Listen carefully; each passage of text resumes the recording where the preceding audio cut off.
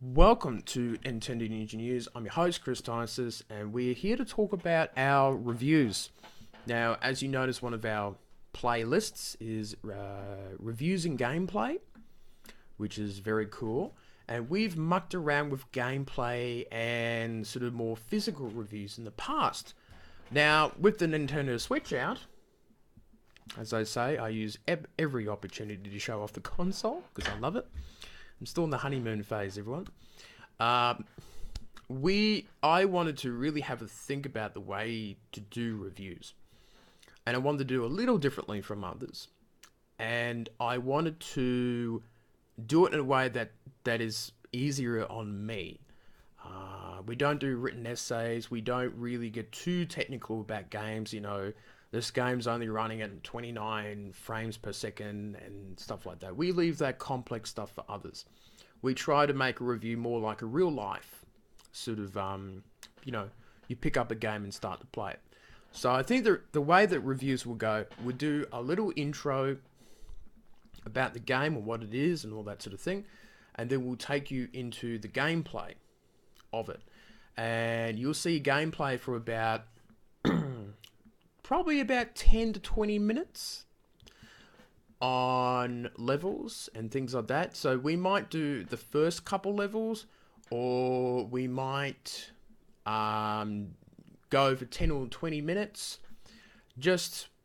We just jump into the game. We don't know what the controls are and all that sort of thing. We'll show that off to people. And then after that, we'll do a little conclusion about my thoughts, if I think it's a good game or not. Now, the other part of the title of this is why we don't do review scores. Now, we live in a time and era where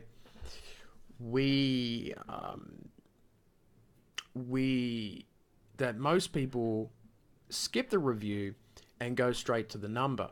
What is it? Is it 8 out of 10? Is it a 9 out of 10? And what we do is we'll do sort of a scoring of a yay or nay, a thumbs up or thumbs down, or a bit of a sideways sort of thing. I think the hard thing about doing reviews is everyone is quite obsessed with numbers, Metacritic and things like that.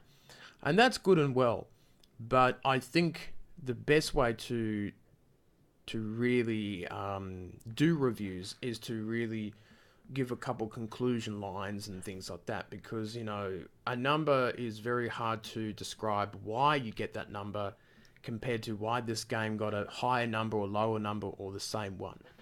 So that's why we're not going to be doing reviews scores out of 10 or 5 stars or something like that.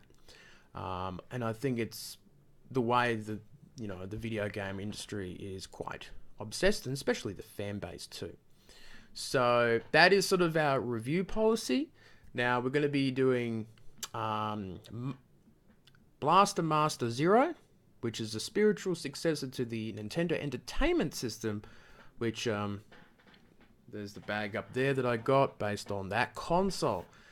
Also, there will also be Little Inferno review coming up, which will be very cool. We'll muck around with that and we'll talk about the game there and all those little things. So there's 2 reviews coming up, and I guess we could do Breath of the Wild review if I'm inspired to do that. But we've already covered 45 minutes of that gameplay, and everyone's bought the game.